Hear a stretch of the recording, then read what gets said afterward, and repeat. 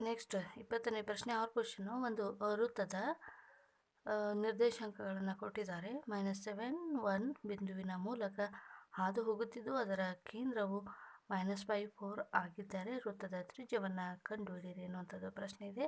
So ಇವಾಗ ವೃತ್ತದ ಒಂದು ಬಿಂದು ಈ ಒಂದು ವೃತ್ತದ ಕೇಂದ್ರದ ಮೂಲಕ ಹಾದು ಹೋಗ್ತಾ ಇದೆ. ಇದರ ಒಂದು ತ್ರಿಜ್ಯವನ್ನು ಕಂಡುಹಿಡಿಯಿರಿ ಎನ್ನುವಂಥ ಅರ್ಥ ಏನಪ್ಪ ಅಂದರೆ ಈ ಎರಡು ನಿರ್ದೇಶಾಂಕಗಳ ನಡುವಿನ ದೂರವನ್ನು ಕಂಡುಹಿಡಿಯಬೇಕು ಡಿಸ್ಟೆನ್ಸ್ ಫಾರ್ಮುಲಾವನ್ನು ಯೂಸ್ ಮಾಡಿ.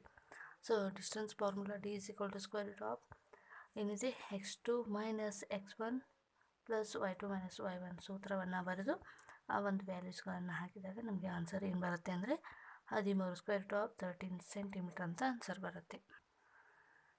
ನೆಕ್ಸ್ಟ್ 21ನೇ ಪ್ರಶ್ನೆ. ಎ ನ ನಿರ್ದೇಶಾಂಕ 2 - 2 ಮತ್ತು ಬಿ ನ ನಿರ್ದೇಶಾಂಕ -7 4 ಬಿಂದುಗಳನ್ನು ಸೇರಿಸುವ ರೇಖಾಖಂಡದ ತ್ರೈಭಾಜಕ ಬಿಂದು P of x, y ಆದರೆ x ಮತ್ತು yಗಳ ಬೆಲೆಯನ್ನು ಕಂಡುಹಿಡಿಯಿರಿ. ದ್ವಿಭಾಜಕ ಅಂದರೆ ಒಂದು ರೇಖಾಖಂಡವನ್ನು ಸಮನಾಗಿ ಇನ್ನೊಂದು ಬಿಂದು ಏನು ಮಾಡ್ತಾಯಿದ್ರೆ ವಿಭಜನೆಯನ್ನು ಮಾಡ್ತಾಯಿದ್ರೆ ದ್ವಿಭಾಜಕ ಅಂತ ಹೇಳಿ ಕರೀತಾರೆ.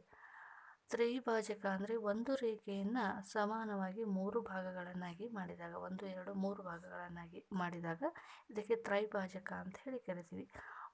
ಒಂದು ನಿರ್ದೇಶಾಂಕ 2 - 2 ಆದರೆ ಇನ್ನೊಂದು ನಿರ್ದೇಶಾಂಕ -7 4 ಆಗಿರುತ್ತೆ. ಈಗ ಅನುಪಾತ ಏನಿರುತ್ತೆ, ಈಗ ದ್ವಿಭಾಜಕ ಅಂದಾಗ ಅನುಪಾತ 1:1 ಇರುತ್ತೆ. ತ್ರೈಭಾಜಕ ಅಂದರೆ 1:, ಇದು ಎಲ್ಲವೂ ಕೂಡ ಸಮನಾಗಿ 3 ಭಾಗಗಳಿರುತ್ತೆ. ಈಗ ಯಾವುದಾದ್ರೂ ಈ ಒಂದು ಬಿಂದುವನ್ನು ಕಂಡುಹಿಡಬೇಕಾದ್ರೆ 1:2 ಆಗಬೇಕು. ಈ ಒಂದು ಅನುಪಾತವನ್ನು ಕಂಡುಹಿಡಬೇಕಾದ್ರೆ 2:1 ಆಗುತ್ತೆ. ಈ ರೀತಿಯಾಗಿ ತ್ರೈಭಾಜಕ ಅಂತ ಹೇಳಿ ನಾವು ಕನ್ಸಿಡರ್ ಮಾಡ್ತೀವಿ. ಈ ಒಂದು ನಿರ್ದೇಶಾಂಕಗಳನ್ನ ಇಟ್ಕೊಂಡು ನಾವು ವಿಭಾಗಿಸುವ ನಿಯಮವನ್ನು ಸೂತ್ರವನ್ನು ಅಪ್ಲೈ ಮಾಡಿ ನಾವು ಈ ಒಂದು ಸೊಲ್ಯೂಷನನ್ನು ನೋಡೋಣ. P of x, y = ವಿಭಾಗಿಸುವ ನಿಯಮ ಸೂತ್ರ ಏನಿದೆ m1 × x2 + m2 × x1 / m1 + m2. ಈಗ 1:2 ಅಂತ ನಾವು m1 m2 ಅನ್ನು ತೆಗೆದುಕೊಂಡಿದ್ದೀವಿ. 1 × -7 + 2 × 2 / 1 + 2. 1 × 4 + 2 × -7 1 + 2. ಕೊನೆಯದಾಗಿ ಈ ಒಂದು ನಿರ್ದೇಶಾಂಕ ಏನು ಬರುತ್ತೆ ಇಟ್ಟೆಲ್ಲ ಕ್ಯಾಲ್ಕುಲೇಷನ್ ಮಾಡಿದ ಮೇಲೆ -1 0 ನಿರ್ದೇಶಾಂಕ ಬರುವಂಥದ್ದು. 22ನೇ ಪ್ರಶ್ನೆ. ಈಗ ABC ಎನ್ನುವಂಥ ಒಂದು ಲಂಬಕೋನ ತ್ರಿಭುಜವನ್ನು ಕೊಟ್ಟಿದ್ದಾರೆ. ಇದರಲ್ಲಿ ABಯ ಉದ್ದವನ್ನು ಕೊಟ್ಟಿದ್ದಾರೆ 6, AC ಉದ್ದವನ್ನು ಕೊಟ್ಟಿದ್ದಾರೆ 10. ಈಗ BCಯನ್ನು ಕಂಡುಹಿಡಿದು ಸೆಕೆಂಡ್ ಆಫ್ ಥೀಟಾ ಟ್ಯಾನ್ ಥೀಟಾಗಳ ಬೆಲೆಯನ್ನು ಕಂಡುಹಿಡ್ಕೋಬೇಕು. ಈಗ ನಾವು ಮೊದಲನೇದಾಗಿ BC ಉದ್ದವನ್ನು ಕಂಡುಹಿಡಬೇಕಾದ್ರೆ ಇಲ್ಲಿ ನಾವು ಪೈಥಾಗೋರಸ್ ಪ್ರಮೇಯನ ಯೂಸ್ ಮಾಡಬೇಕು. AC² = AB² + BC². 10² - 6² + BC² ಅಂತಂದರೆ ಇದು 10ರ ವರ್ಗ 100, 6ರ ವರ್ಗ 36, ಮೈನಸ್ ಮಾಡಿದಾಗ 64 ಬರುತ್ತೆ. 64 ಇದು 8ರ ವರ್ಗ ಸಂಖ್ಯೆ ಆಗಿದೆ. ಹಾಗಾಗಿ BC = 8 ಅಂತಾಗುತ್ತೆ. ಸೆಕೆಂಡ್ ಆಫ್ ಥೀಟಾ ಅಂತಂದಾಗ ಏನು ಸಿಗುತ್ತೆ, ಸೆಕ್ ಎನ್ನುವಂಥದ್ದು ಕಾಸ್ ದ ಇನ್ವರ್ಸ್ ಆಗಿರುತ್ತೆ. ಓಕೆ, ಈ ರೀತಿಯಾಗಿ ನಾವು ಈಸಿಯಾಗಿ ಫೈಂಡ್ ಔಟನ್ನು ಮಾಡ್ಬೋದು. ನೋಡಿ, ಅಭಿಮುಖ ಬಾಹು / ಪಾರ್ಶ್ವಬಾಹು ಎನ್ನುವಂಥದ್ದು ಈ ಸೆಕೆಂಡ್ ಆಫ್ ಥೀಟಾ. 6/8 ಅಂತ ಕೂಡ ನಾವು ಬರಿಬೋದು, 3/4 ಅಂತ ಕೂಡ ಆನ್ಸರನ್ನು ಬರಿಬೋದು. ಅದೇ ರೀತಿಯಾಗಿ ಟ್ಯಾನ್ ಥೀಟಾ ಅಂದರೆ ಅಪೋಸಿಟ್ ಸೈಡ್ ಪಾರ್ಶ್ವಬಾಹು / ಅಭಿಮುಖ ಬಾಹು 8/6. 22ನೇ ಪ್ರಶ್ನೆ ಸಬ್ ಕ್ವಶನು. ತ್ರಿಭುಜ ABCಯಲ್ಲಿ ಆ್ಯಂಗಲ್ B = 90 ಡಿಗ್ರಿ ಆದರೆ 2 sin of A × cos of A = 1 ಎಂದು ಸಾಧಿಸಿ. ಇವಾಗ ಇಲ್ಲಿ ಏನು ಕೊಟ್ಟಿದ್ದಾರಪ್ಪ ಅಂದರೆ ಆ್ಯಂಗಲ್ B = 90 ಡಿಗ್ರಿ ಅಂತ ಹೇಳಿ ಕೊಟ್ಟಿದ್ದಾರೆ. ಈಗ ಇವುಗಳನ್ನು AB = 1, BC = 1 ಅಂತ ಆದರೆ ಇದನ್ನು ಪೈಥಾಗೋರಸ್ ಪ್ರಮೇಯನ ಯೂಸ್ ಮಾಡಿ ಇದರ ವಿಕರ್ಣವನ್ನು ಕಂಡುಹಿಡಿಯೋದಾದರೆ √2 ಅಂತ ಆಗುತ್ತೆ. ಇವಾಗ sin of A opposite side by hypotenuse ಆಗುತ್ತೆ. 2 × ಅಪೋಸಿಟ್ ಸೈಡ್ ಬೈ ಹೈಪೋಟಿನ್ಯೂಸ್ ಅಂದಾಗ ಅಭಿಮುಖ ಬಾಹು / ವಿಕರ್ಣ ಅಂದಾಗ sin Aದು ಫಂಕ್ಷನ್ ಇದು 1/√2 ಆಗುತ್ತೆ.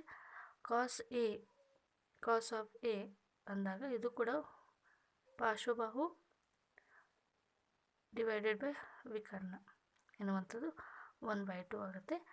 ಈ √2 ಎರಡನ್ನು ಮಲ್ಟಿಪ್ಲಿಕೇಶನ್ ಮಾಡಿದಾಗ √2 ಕ್ಯಾನ್ಸಲ್ ಆಗಿ ಈ 2/2 ಅಂದಾಗ =1 ಅಂತ ಹೇಳಿ ನಾವಿಲ್ಲಿ ಸಾಧನೆಯನ್ನು ಮಾಡಿದ್ವಿ.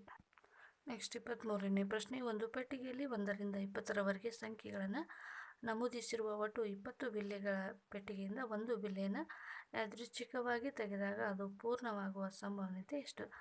ಈಗ ಒಂದು ಪೆಟ್ಟಿಗೆಯಲ್ಲಿ 1ರಿಂದ 10ರವರೆಗೆ ಬಿಲ್ಲೆಗಳಿವೆ. N of S number of ಒಟ್ಟು ಎಷ್ಟಿದಾವೆ ಅಂದರೆ 20 ಇದ್ದಾವೆ. 1ರಿಂದ 20 ಅಂದರೆ ಒಟ್ಟು ಇವೆಂಟ್ಗಳು ಎಷ್ಟಿರಬೇಕು ಅಂದರೆ ಇಲ್ಲಿ ಏನು ಕಂಡೀಷನನ್ನು ಕೊಟ್ಟಿದ್ದಾರೆ ನೋಡಿ. ಪೂರ್ಣವಾಗಿರುವ ಅದು ಒಂದು ಪೂರ್ಣ ವರ್ಗ ಸಂಖ್ಯೆಯಾಗಿರುವ ಸಂಭವನೀಯತೆ. ಪೂರ್ಣ ವರ್ಗ ಅಂತ ಆಗಬೇಕು. ಪೂರ್ಣ ವರ್ಗ ಸಂಖ್ಯೆ ಆಗಿರುವಂಥ ಸಂಭವನೀಯತೆ. √1 ತಗೋರಿ, ಇದು ಪೂರ್ಣ ವರ್ಗ ಸಂಖ್ಯೆ. √4, √9, √16 ಇವುಗಳು ಏನಾಗಿದ್ದಾವೆ? ಪೂರ್ಣ ವರ್ಗ ಸಂಖ್ಯೆಗಳಾಗಿವೆ.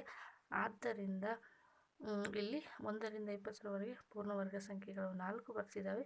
ಹಾಗಾಗಿ ನಂಬರ್ ಆಫ್ ಇವೆಂಟ್ಸ್ಗಳು 4 ಬರುತ್ತವೆ. N of e divided by n of s ಅಂದಾಗ 4/20 ಅಂದಾಗ 1/5 ಅಂತ ನಮಗೆ ಆನ್ಸರ್ ಬರುತ್ತೆ. ನೆಕ್ಸ್ಟ್ 24ನೇ ಪ್ರಶ್ನೆ. ಚಿತ್ರದಲ್ಲಿ ಎ ಬಿಗೆ ಸಮಾನಾಂತರವಾಗಿ ಎ ಸಿ ಆದರೆ ಬಿ ಕ್ಯೂಗೆ ಸಮಾನಾಂತರವಾಗಿ ಕ್ಯೂ ಸಿ ಎಂದು ಸಾಧಿಸಿ. ಎ ಬಿ ಎ ಸಿ ಆದರೆ ನೋಡಿ, ಇಲ್ಲಿ ಎ ಬಿ ಅಂದಾಗ A P plus B P. Okay, ಅದೇ ರೀತಿಯಾಗಿ ಎ ಸಿ ಅಂದಾಗ A R plus R C ಎರಡನ್ನೂ ಕೂಡಿದ್ದಾರೆ. ಓಕೆ, ಅದೇ ರೀತಿಯಾಗಿ ಇಲ್ಲಿ ಬಿ ಪಿಗೆ ಬಿ ಕ್ಯೂ ಕೂಡ ಸಮಾನವಾಗಿರ್ತದೆ. ಬಿ ಪಿಗೆ ಬಿ ಕ್ಯೂ ಸಮಾನವಾಗಿರ್ತದೆ. ಯಾಕಂದರೆ ಬಾಹ್ಯ ಬಿಂದುವಿನಿಂದ ವೃತ್ತಕ್ಕೆ ಇಳಿದ ಸ್ಪರ್ಶಕಗಳು ಏನಾಗಿರ್ತವೆ? ಸಮಾನವಾಗಿರ್ತವೆ. ಓಕೆ, ಹಾಗಾಗಿ A P plus B Q A R. ಇಲ್ಲಿ ನೋಡಿ, ಸಿ ಆರ್ಗೆ ಕ್ಯೂ ಸಿ ಏನಾಗಿರುತ್ತೆ? ಸಮಾನವಾಗಿರುತ್ತೆ. ಹಾಗಾಗಿ ಎ ಪಿ ಎ ಆರ್ ಬಾಹ್ಯ ಬಿಂದುವಿನಿಂದ ಎಳೆದ ಸ್ಪರ್ಶಕಗಳು ಸಮಾನವಾಗಿರ್ತವೆ. ಆದ್ದರಿಂದ ಬಿ ಕ್ಯೂ ಕ್ಯೂ ಸಿ ಸಮಾನವಾಗಿರ್ತದೆ.